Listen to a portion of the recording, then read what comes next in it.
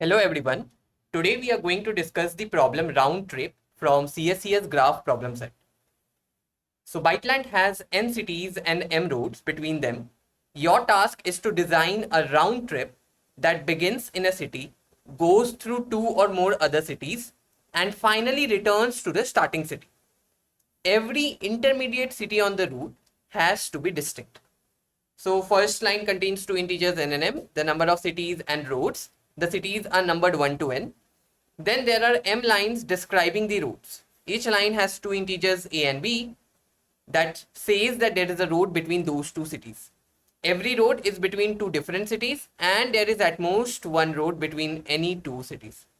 So you need to print an integer k, that is the number of cities on the route, and then you print k cities in the order they will be visited. You can print any valid solution.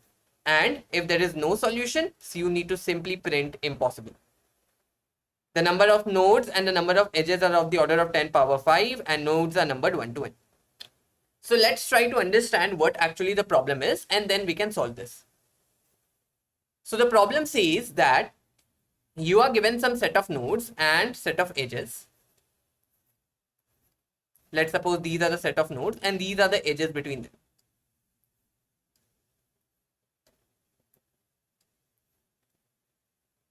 Let's suppose this is the graph that is given to you. This is node 1, node 2, node 3, node 4, node 5, node 6.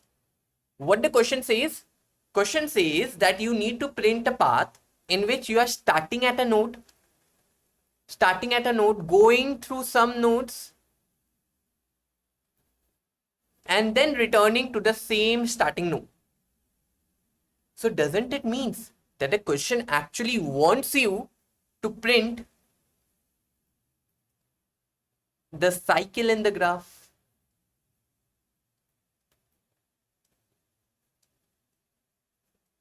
Isn't it? What does it say? If you just notice, it says that you need to design a road trip that begins in the city and goes through two or more other cities. It can't, this is not a cycle, right? That you are starting over here, going here, and then returning here. This is not a cycle, right? That was the reason the question told that you need to visit two or more cities.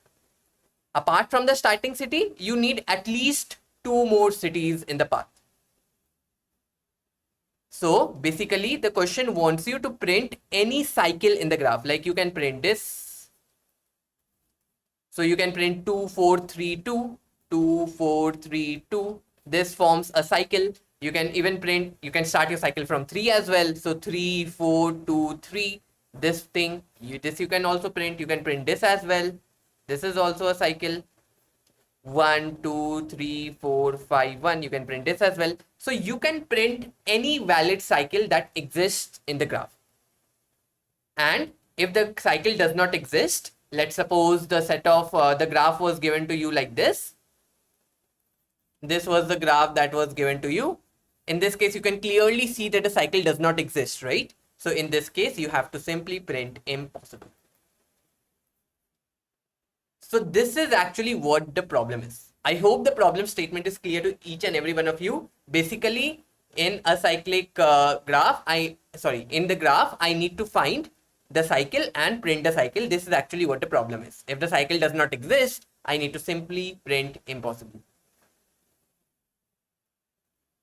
I hope this is clear. Now, how can we actually solve this? So to actually, first of all, we will see how actually we can detect whether the cycle exists or not. Let's first of all try to figure out that thing. How can we actually detect whether the cycle exists or not? And then we will see how we can actually print the cycle as well. Okay, cool. So how we can actually detect it? So to detect the cycle in graph, what I will do is I will use a simple DFS traversal.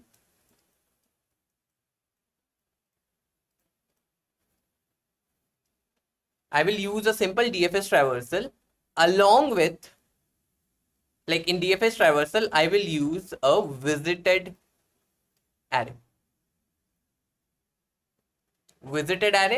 And I will also use a parent array.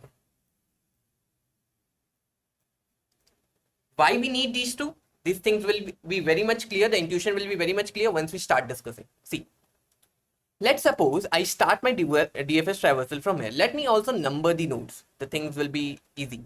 1, 2, 3, 4, 5, 6, 7, 8. Let's suppose these are the nodes. These are the numbering of nodes. Let me just maintain a visited array for them.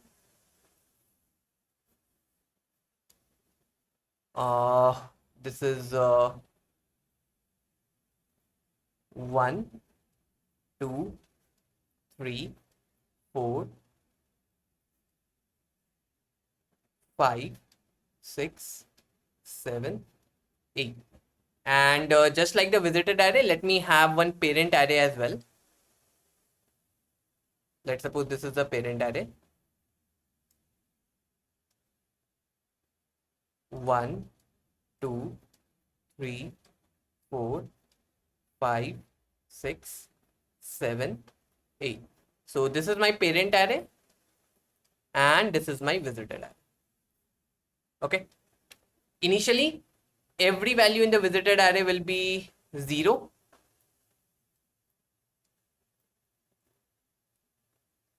Initially, every value will be 0 since none of the nodes are visited initially, and parent of every node will be initially -1. Okay, cool. Now I start my DFS traversal from here. So first I'm at this node. So I will first of all mark this node as visited, right? So let's mark this node as visited. So I will mark 1 as visited. I will mark 1 as visited. Since I'm starting over here, it does not have any parent, right? Now from 1, I will go to 2, right? So once from 1, I go to 2. What I will do, I will mark 2 as visited. I will mark 2 as visited. And since I arrived at 2 from 1, I will mark the parent of 2 as 1. Okay. Now from 2, I have two options. I can either go to 7, I can either go to 3, right? And I can go to 1 as well. But I won't go to 1 because 1 is actually the parent of 2. 1 is actually the parent of 2, so I won't go to 1. So from 2, I will go either to 7 or I will go either to 3. I will go to both of them. I have two options, right? So I am marking just 3 and 7 both as visited. Let's first go to this path. I am marking 7 as visited. So let me mark 7 as visited and the parent of 7 as 2.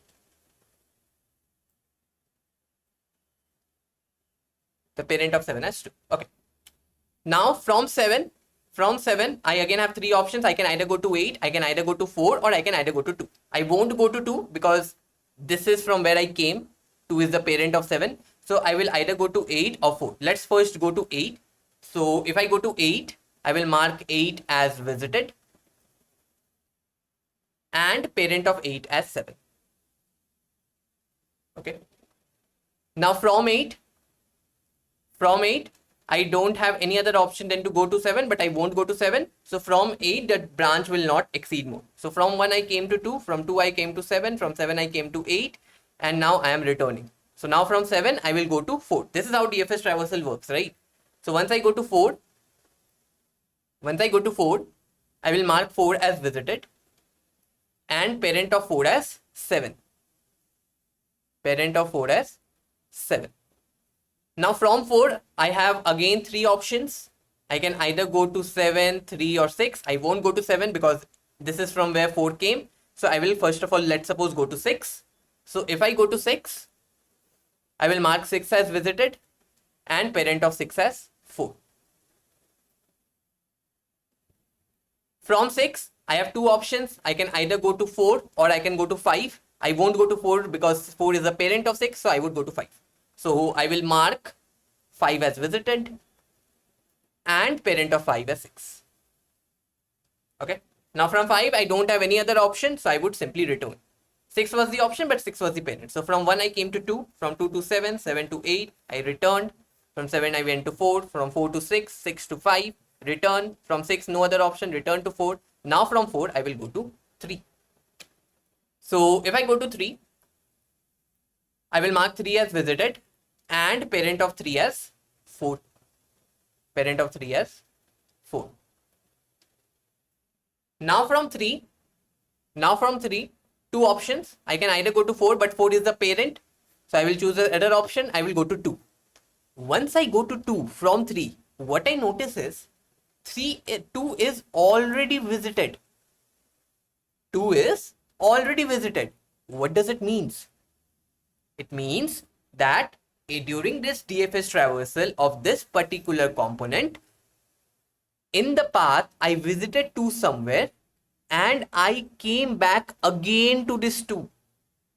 This means I have a cycle in this graph. I repeat, I already visited 2 earlier while this DFS traversal and I am returning back to 2. This means I have found a DFS path. I have found a cycle in the path, in the DFS traversal. So this is how actually we can detect if we are coming to a node, it is not the parent of that node and we have already visited that node. This means that we have a cycle. So this is how actually you detect a cycle in graphs. Now, once you have found a cycle that, okay, the cycle is there, how will you actually print the path? This is not very tough. Let me tell you how. Why. First of all, when you go to 2, you will simply update the parent of 2 and you will update the parent of 2 as 3. The cycle is found, but parent needs to be updated, right? So you will update the parent of 2 as 3. Now see what you can do. You know that earlier 2 was visited and you returned to 2 only. So can I say that my cycle starts at 2? Can I say this, that my cycle starts at 2? Right? So if my cycle starts at 2, let's see how actually we can create the path. First of all, in our answer, we keep 2. Then we move to parent of 2. What is parent of 2? It is 3. So we keep 3. Then we move to parent of 3. What is parent of 3? It is 4. Then we move to 4. Then we move to parent of 4. What is parent of 4? It is 7. Then we move to 7. And then we move to parent of 7. What is parent of 7? It is 2, right? So we simply break and push back 2 as well. If you just notice this, this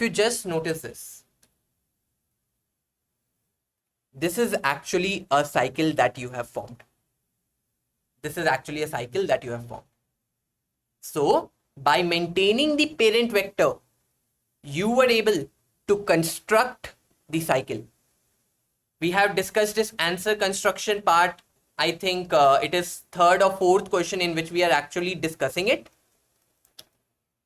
And it is very, very important. You should learn this. And in most of the problems, answer construction works by maintaining the parent. Like mostly in questions of graph, it works by maintaining the parent vector. So whenever you are told to print a path, something like that, always think that one of the solution that via which it can be solved is by maintaining a parent. If you have the parent of the node, then by just going towards the parent and extending, you can print a path. So this is how actually you can solve this problem. Now in the graph, there can be more than one component. This is one of the component, right? So for every component, till you don't find a cycle, you have to do a DFS traversal. We will see the code for better understanding, but I hope the explanation is clear. Let's see the code. So first of all, I have taken input for the graph, the number of nodes and edges. Since it is 1 based indexing, keeping it as n+1 and taking the inputs. Keeping the start node as -1, initializing the parent vector with -1 and visited vector with 0. Just ignore this for now. For every node from 1 to n, if it is not visited, this means the component to which this nodes belong has not yet been traversed, right? So I call the DFS function for that particular node, DFS traversal for that particular node. And if it returns true, we will see the DFS function, how it's working. But if it returns true, this means that we have found the cycle. In that case, we are returning true. So if we have found a cycle, I am simply breaking. Now I am using a lambda function, and since it is a recursive lambda function, I also need to pass the name of the function over here. And this is how the syntax actually works. You can look up to the syntax of lambda function. So yeah, You can write a normal function as well. Just I have written the lambda function because I did not want it to pass this parent, visited and edges and all. So it makes the life easy for me. Then keeping this node, and the return type of this function is Boolean. I'm marking the node as visited, going over all the child nodes. If the child node is equal to the parent of the node, I won't go back from where I came, right? So in that case, I am simply continue. Otherwise, marking the parent of child as the node. And if the child was already visited, then I know that I have found a cycle. So in that case, I am marking the start as child and simply returning true. If it is not so, I am calling the DFS function for the child. And if this DFS function returns true, I am simply returning true. If for all the child I haven't returned true till now, I am simply returning false. Okay. Just remember, I marked my start as -1. So after this for loop, if my start is still -1, this means that I haven't updated the start. This means I haven't got the cycle. So in that case, I am simply printing impossible and returning. Otherwise, my current node is start. In my answer, I pushed back the current node and shifted my current node to its parent.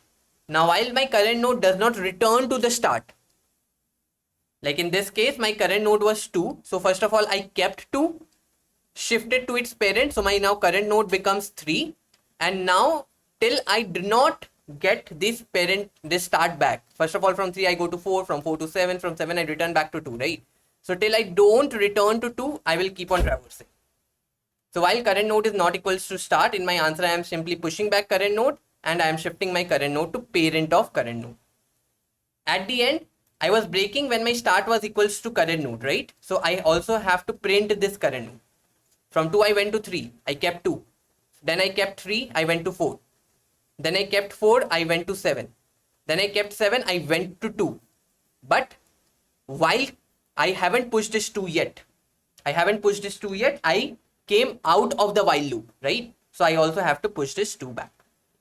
At the end, printing the size of the answer and printing the size of the answer, that is basically the size, the number of nodes in the cycle, the number of nodes in the path, actually you can say, from start till the end, and then printing the nodes. So this is how actually you can solve this problem. It was a classic problem of detecting a cycle in the graph and also printing the cycle. So I hope this thing is clear. Thank you.